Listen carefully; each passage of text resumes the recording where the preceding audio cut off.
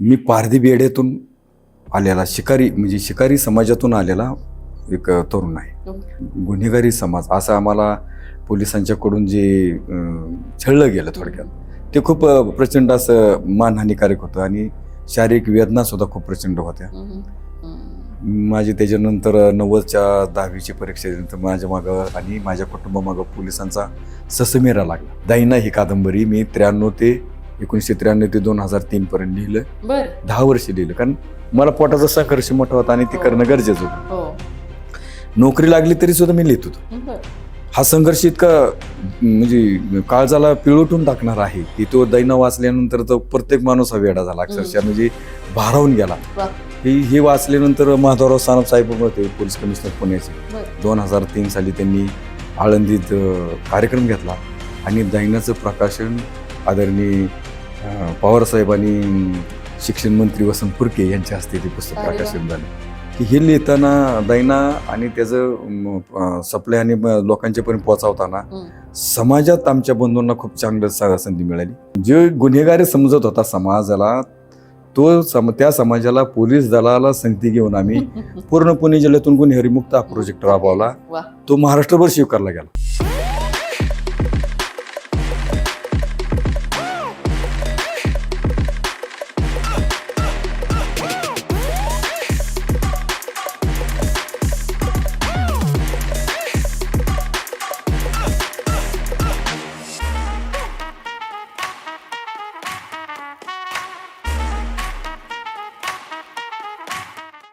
नमस्कार, मी ॲडव्होकेट नीरा धाडगे तुमचं सहर्ष स्वागत करत आहे पॉडकास्ट विथ नीरामध्ये. आपण एका पुस्तकाने समाज कसा बदलू शकतो, एका पुस्तकामध्ये लिहिलेल्या ज्ञानाचा तुम्ही कसा वापर करू शकता एका चळवळीसाठी आणि त्याच्यातून समाज कसा बदलतो हे पाहण्यासाठी आज आपल्याबरोबर आहेत भास्कर भोसले सर. आज खूप छान वाटतं सर तुम्हाला इथे पाहून. तुमच्या चळवळीबद्दल, तुमच्या आत्तापर्यंतच्या प्रवासाबद्दल आम्हाला ऐकायला नक्कीच आवडेल. त्याआधी तुमच्याबद्दल आमच्या ऑडियन्सला थोडंफार सांगा. हां, मी भास्कर ज्ञानदेव भोसले माझं नाव. मी खरं तर खूप अतिशय सामान्य आणि ग्रामीण भागातून आलेला तरुण आहे. जे तरुणाच्या पलीकडची काही भूमिका आहे खरं तर माझी, परंतु मी पारधी बेड्यातून आलेला शिकारी म्हणजे शिकारी समाजातून आलेला एक तरुण आहे. तर सुरुवातीला 90च्या दशकापर्यंत पोलीस आणि गुन्हेगारी समाज असं आम्हाला पोलिसांच्याकडून जे छळलं गेलं थोडक्यात ते खूप प्रचंड असं मानहानिकारक होतं आणि शारीरिक वेदना सुद्धा खूप प्रचंड होत्या. त्याच्यातला समाज तर भरडला गेलाच होता, परंतु माझं कुटुंबही भरडलं गेलं जात होतं. माझी त्याच्यानंतर 90च्या 10वीची परीक्षा दिल्यानंतर माझ्या मागं आणि माझ्या कुटुंबामागं पोलिसांचा ससेमिरा लागला आणि तो खूप प्रचंड असं म्हणजे दहशतीत होतो की आम्ही 2-2.5 वर्ष भीमा नदी किनारी आम्ही घरदार शाळा सगळं सोडून आम्ही लपून राहिलो. नंतर आम्ही आमचं मामाचं गाव सोडलं काही काळ आणि पुन्हा आमच्या परत गावी आलो. उरळीकांचे जे शेजारी भावरापूर म्हणून छोटंसं गाव आहे आणि मुळामुठा आणि भीमा नदीच्या ह्या पट्ट्यामध्ये आमचं खरं तर पूर्वज आम्ही राहत होतो. पुन्हा आमचे आईवडील आणि आम्ही कुटुंब आलो. आमचा खरा म्हणजे एक प्रकारचं प्रगतीचा आणि जगण्याचा मार्ग या पट्ट्यांनी आम्हाला शिकवला, ह्या गावा पंचक्रोशींनी. की पूर्व हवेलीतील जी काही 7-8 गावं आहेत त्या गावांच्या मध्ये माझे आजोबा शेतकरी म्हणून बी वावरले आणि शिकारी म्हणून बी वावरले. परंतु आमच्या जमिनी वन खात्यात गेल्या आणि वडील मोलमजुरी आणि भिक्षेकरी झाली. म्हणजे शिकार ही 90च्या काळापर्यंत सुटलेली होती. भारत सरकारचा कायदा आलेला होता की शिकारबंदीचा. त्याच्यामुळं शिकारीपासून आणि कष्टकरी समाज मानवतं, कष्टकरी समाजात पण अर्ध कष्टकरी आणि अर्धी त्याच्यानंतर पोटपाणी भागत नाही म्हणून भिक्षा मागून खाल्ली आमच्या आईवडिलांनी आणि त्याच्यातून पुढचं जीवन ते जगू लागले. त्याच कालखंडामध्ये मला नोकरी लागली. म्हणजे माझं साहित्याकडचं ओढा आणि माझ्या समाजातून एक वेगळा तरुण म्हणून मला त्या पंचक्रोशींनी पाहिलं गावगावच्या लोकांनी. एक तर आमच्या लोकांना गावात एंट्रीच नव्हती की हे गुन्हेगारी समाजाची लोक आहेत म्हणून.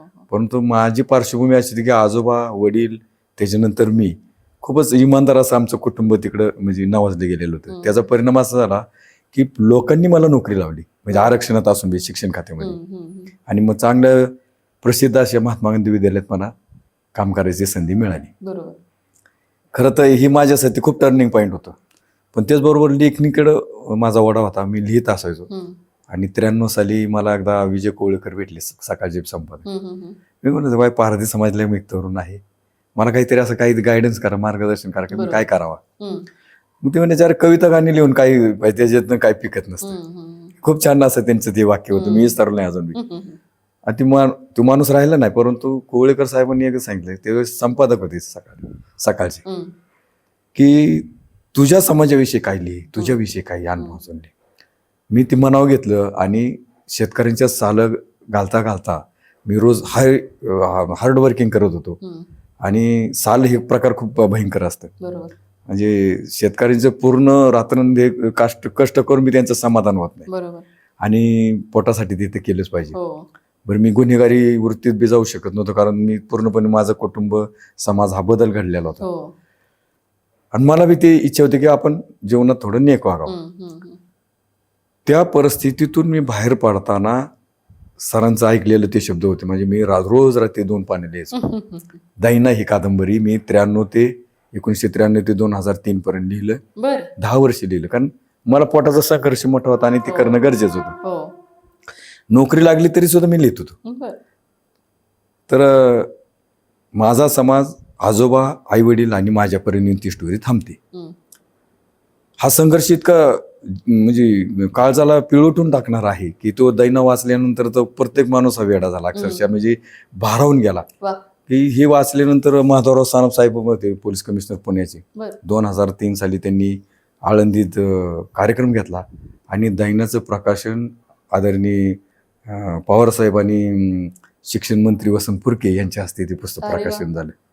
माझ्या तिथून खरं तर कलाटणी मिळाली आम्हाला. बरं, ती पुस्तक खपवाय का हिचं ज्ञान नाही. पुण्यात ते प्रकाशकांनी माझं पुस्तक नकार दिला होता, जातीवादी पुस्तक म्हणून. आणि तेच पुस्तक खपवण्यासाठी स्वतः माधवराव सानप साहेबांनी आपले मित्र जोडून दिले. मग आमच्या बंधूला काय करायचं की बाबा अशोक दिवरे कोल्हापूरला जा, तिथे ह्यांचा फोन, त्यावेळेस फोन नव्हते, लँडलाईन, 1 रुपया टाकायचा, फोन करायचा. मग ते असं हजारोनी पुस्तकं त्यांनी घेतली. स्वतः अशोक दिवरेंनी 1,500-2 हजार पुस्तकं घेतली, पोलीस दल आणि सामान्यासाठी मदत सहकारी म्हणून. मला अशोक कामठी सरांची आठवण येते की त्यांनी माझ्यासाठी जवळजवळ 500 पुस्तकं सांगलीला आणि 300 पुस्तकं सोलापूरला घेतली होती. ह्या भल्या माणसाला मला भेटता आलं नाही, त्यांचे शहीद झाले. मला खूप रुकरुकलं. आमचे बंधू सारखे जाऊन भेटायचे त्यांना. दुसरं म्हणजे आमच्या बंधूला पुस्तक विक्रेता आणि संपादक म्हणून काम करताना अनेक हजारो असे पोलीस अधिकारी, शिक्षण अधिकारी मिळाले. आणि त्याच्यातून एक स्वतंत्र म्हणजे विक्रीचे एक दालन खुलं झालं.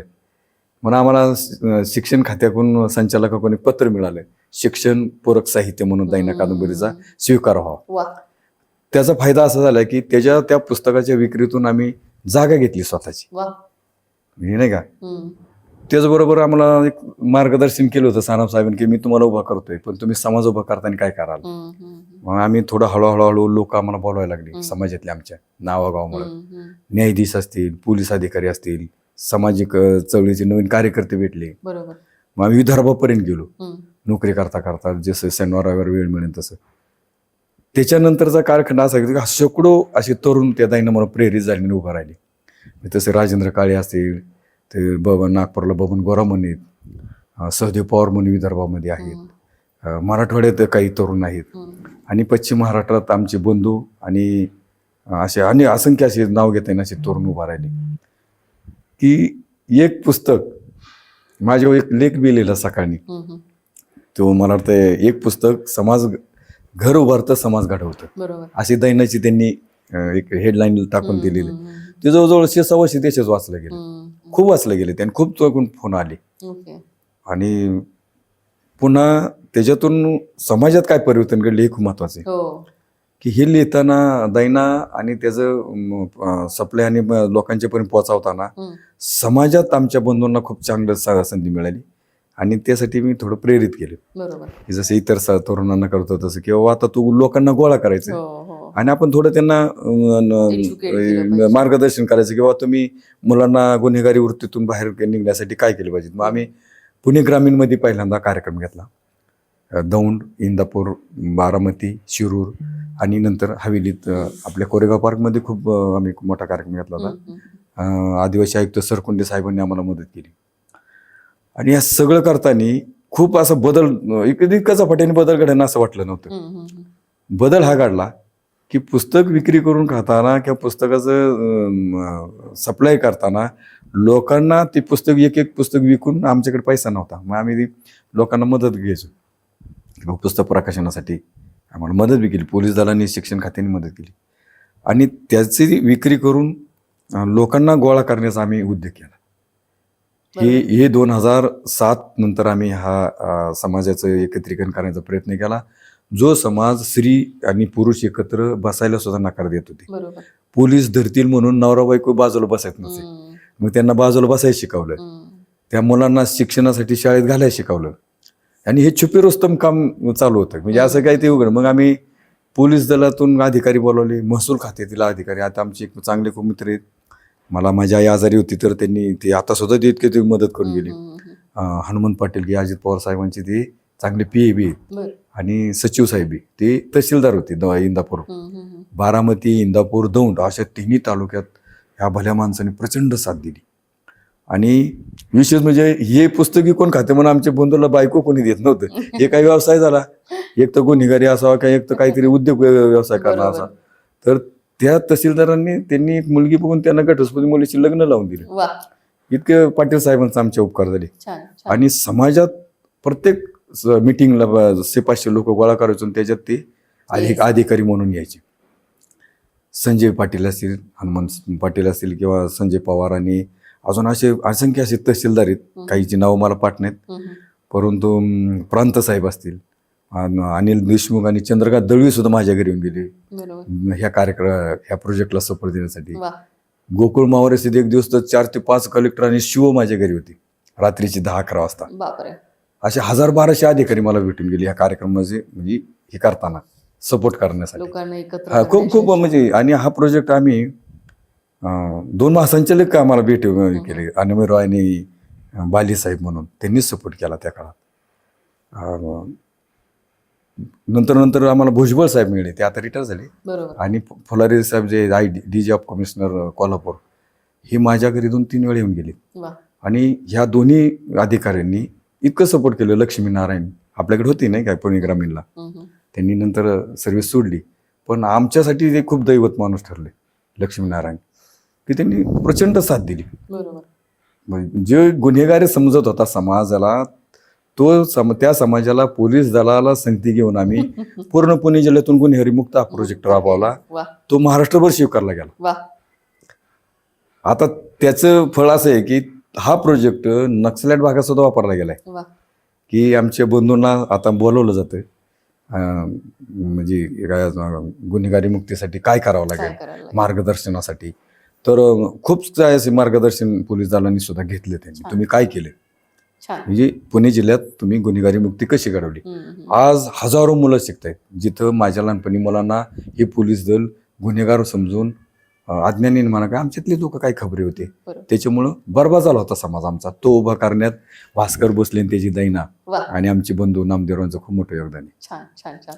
खूप खूप छान तुमचं काम आहे सर, आणि खूपच मोठं तुमचं काम आहे. एका पुस्तकामुळे जो समाज निर्माण झाला, जो तुम्ही शिकारी समाज, गुन्हेगारी समाजातनं पण लोकांना बाहेर काढण्याचा जो काही प्रयत्न तुम्ही केला, त्याच्याच बरोबर आता इतक्या गोष्टी तुम्ही जोडत आलेला आहात. तुम्ही गुजरातला 3 वर्ष होतात. आता एका रिसेंटच्या कार्यक्रमामध्ये ज्याच्यामध्ये खूप मोठे मोठे दिग्गज लोक होते, तिथेही तुम्ही गेला होतात. आणि अशा कारकीर्द करत असताना तुम्हाला खूप प्रॉब्लेम्स आले असतील, आम्ही समजू शकतो. आणि हा समाज जेव्हा घडवायचा आपण प्रयत्न करत असतो, तेव्हा एका काय म्हणू शकतो आपण, सैनिकाला खूपच स्ट्रगल करावं लागलं असेल, हे आम्ही नक्कीच जाणतो. पण नक्कीच ही आशेची चिंगारी तुम्ही पेटवलेली आहे आणि त्यातून हा समाज इव्हॉल्व्ह होतो आहे, त्यातून हा समाज घडतो आहे. आणि कितीतरी लोकांना तुम्ही प्रवाहाबरोबर घेऊन आलेला आहात, याचं खरंच कौतुक आहे.